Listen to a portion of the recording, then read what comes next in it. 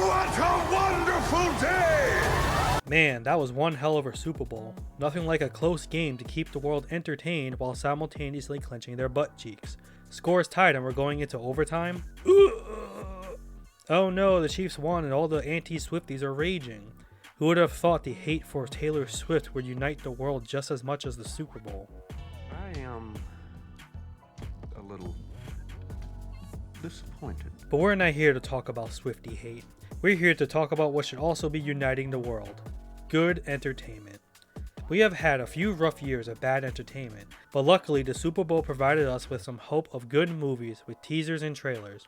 So, I'm here to talk about what movies I'm looking forward to, and see if they will fill the gap of good entertainment we need, or will it be another collection of disappointment?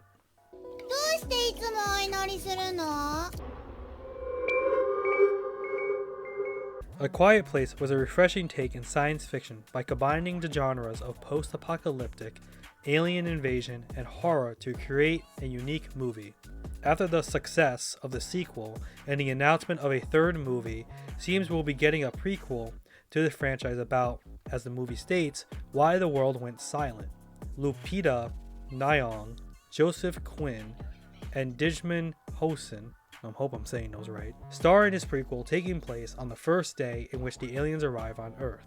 The setting of this movie will be in New York City, and given that the first 2 weeks take place in upstate New York, there will likely be a connection to the previous two movies.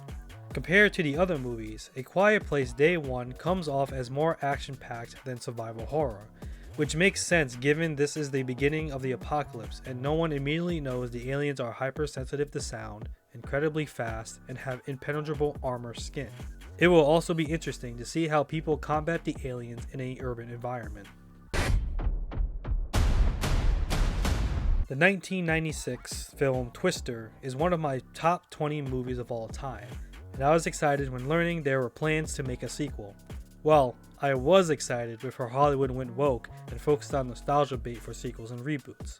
This, my friends, is a sickness of the highest order. Now it's a coin toss if Twisters will live up to its predecessor. Twisters is considered a standalone sequel to the original and was rumored to follow the daughter of Joe and Bill, the original movie's main characters. Though, who's to say if the sequel will stick to that plotline? The movie will star Daisy Edgar Jones and Glenn Powell as the leads with a list of side characters, and Daisy and Glenn's characters have mirrored backstories as Joe and Bill, giving me the impression Twisters is less a sequel and more of a what if the original movie was made in the 2020s. The trailer shows this with Glenn's character being a social media influencer and the visual effects of the tornadoes that look more accurate to real world tornadoes. There's a chance the movie's plot will suck, but with Twisters sporting a budget twice as much as the original, I'm confident the visual effects will be good. Planet of the Apes is a franchise dating back to the 1960s that tackles social issues such as racism, the Cold War, and animal rights. Only the original movie received critical acclaim, but the overall franchise was a commercial success. Despite being born in the 90s, I grew up watching the Planet of the Apes, even if my introduction to the franchise was the 2001 reboot. The movies may be dated, but there is no denying the effort they went into the practical effects of the apes. Thankfully, we were blessed with a good reboot of the franchise in 2011. The reboot trilogy spawned 2 good movies and a mixed third movie, and now we're surprised with a 4th movie called Kingdom of the Planet of the Apes. There's not much on this movie except that it will follow the events of War of the Planet of the Apes, will continue to follow Caesar's legacy, and Farrah Allen will star in the movie. Despite this limited information, I am looking forward to Kingdom of the Apes. If the original movies and even the questionable reboot did an excellent job with the apes' practical effects, the reboot series shows how these special effects were excellently transferred into digital effects. And it will be interesting to see how they continue the series and what direction they plan on going. And finally, we come to probably one of the most anticipated movies in Phase 5 of the MCU, Deadpool and Wolverine.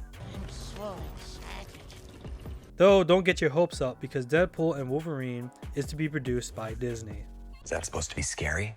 Pegging isn't new for me, friendo, but it is for Disney. It's common knowledge Disney has seriously, horrendously dropped the ball on the Marvel Cinematic Universe post-Endgame. Phase 4 was trash. Phase 5 is currently trash.